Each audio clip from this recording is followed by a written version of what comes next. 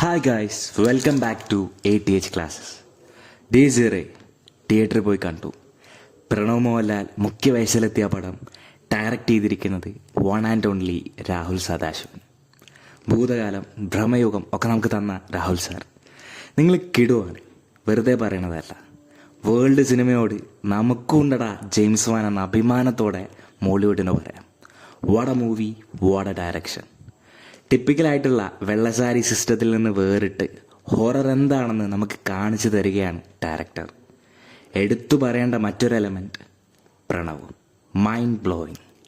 സിനിമയിൽ കൂടുതലായിട്ട് ക്ലോസപ്പ് ഷോട്ടുകളാണ്. ഓരോ മൈന്യൂട്ട് കാര്യങ്ങളും ശ്രദ്ധിച്ച് എക്സ്പ്രഷനും ബോഡി മൂവ്മെൻറ്റ്സും ഡെപ്പിക്റ്റ് ചെയ്യുക എന്നത് ചില്ലറ കാര്യമല്ല. യുവതലമുറയിൽ അതിനുള്ള കാലിബർ തനിക്കുണ്ടെന്ന് പ്രണവ് തെളിയിച്ചിരിക്കുകയാണ്. ആ ക്യാരക്ടറായിട്ട് ജീവിക്കുകയായിരുന്നു പ്രണവ്.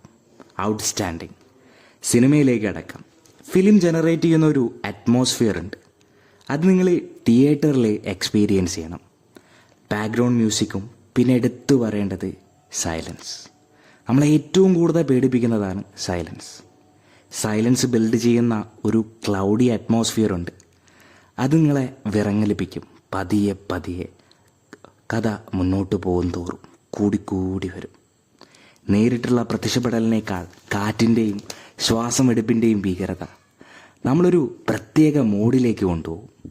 പോസിറ്റീവ് മാത്രം പറയുന്നത് ശരിയല്ലല്ലോ. നെഗറ്റീവായിട്ട് എനിക്ക് തോന്നിയത് ചില സംശയങ്ങൾ പടം വെക്കുന്നുണ്ട്. അതുണ്ടാക്കുന്നൊരു ക്ലൗഡിനെസ് ഉണ്ട്. അതൊഴിച്ച് പടം വേറെ ലെവൽ. അധികം സ്പോയിലറിലേക്ക് ഞാൻ പോകുന്നില്ല. നിങ്ങളിത് തിയേറ്ററിൽ പോയിട്ട് തന്നെ കാണുക. ഈ പടം നിങ്ങളെ വേറൊരു ലോകത്തേക്ക് കൊണ്ടുപോകും. സൗണ്ട് ഡിസൈൻ ചെയ്തിരിക്കുന്നത് ആരായാലും ഹാറ്റ്സ് ഓഫ്. അതാണ് ഈ പടത്തിൻ്റെ കീ എലമെൻറ്റ്. സൈലൻസാണ് നമ്മെ കൂടുതൽ പേടിപ്പിക്കുക. പ്രേക്ഷകരോട് എൻ്റെ വിനീതമായിട്ടുള്ള അഭിപ്രായമാണ്, ദയവ് ചെയ്ത് OTTക്ക് വേണ്ടി കാത്തിരിക്കരുത്. തിയേറ്ററിൽ പോയി നിങ്ങൾ പടം കാണുക. പടം തരുന്ന അറ്റ്മോസ്ഫിയർ മിസ് ചെയ്യാതിരിക്കുക. അത് വാക്കുകൊണ്ട് പറയാൻ പറ്റില്ല. അത് നിങ്ങൾ അനുഭവിച്ചറിയാം.